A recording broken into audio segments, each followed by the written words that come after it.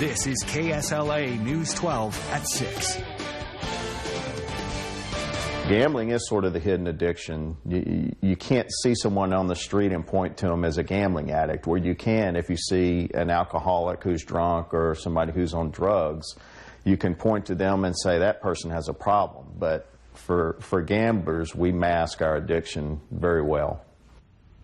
Gambling can be a real problem, and if it goes untreated, it can lead to suicide. The good news, help is available, and it's free if you live in Louisiana. KSLA News 12's Marie Waxel shares two very personal battles of fighting the addiction in this month's Strength to Live. Music, flashing lights, the thrill of the next win. Slot machines, starting out at lower limits, 50 cents, $1. And then it became a point where I was doing the $10 slot machines and even the $100 slot machines. It got to the point where I was missing work. I would go at lunch and I'd be gone for the rest of the day. And I was spending $400 to $500 a day. For some, the desire to push the button again and again can turn into a real problem. It started out trying to take small attorney fees that I had and turn them into larger fees by gambling. And unfortunately, I had some early success in that area, and that led me into more and more gambling. Well, eventually, you know, your lucky streak does run out, as everyone knows. And it was the snowball effect. I just kept gambling more and more and losing more and more. And then finally it reached a point where I did something that, you know, attorneys get in big trouble for, and that was take money out of my client trust account to gamble. Two different people battling the same addiction behind closed doors. I was pawning things that didn't belong to me.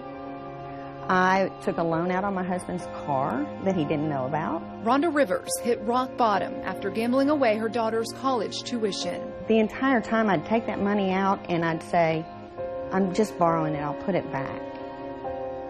And I never did, you know, and that money was gone. It was in the video poker machines. Chris Machado felt he was so far in over his head, he couldn't find a way out. I frankly just thought that everybody would be better without me. The fear of disappointing their families led them to the brink of death. I took steps. I actually drove to Oklahoma with the intent of ending my life in a hotel room somewhere.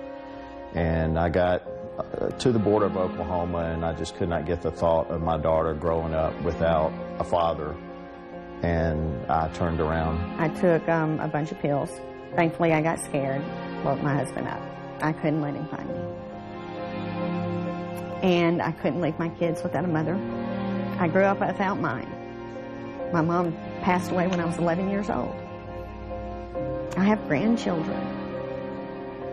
I wanted to see them grow up. Both Rhonda and Chris then turned to Louisiana's Center of Recovery, also known as CORE. To come into treatment and see other people in all walks of life, you know, that I'm not the only one.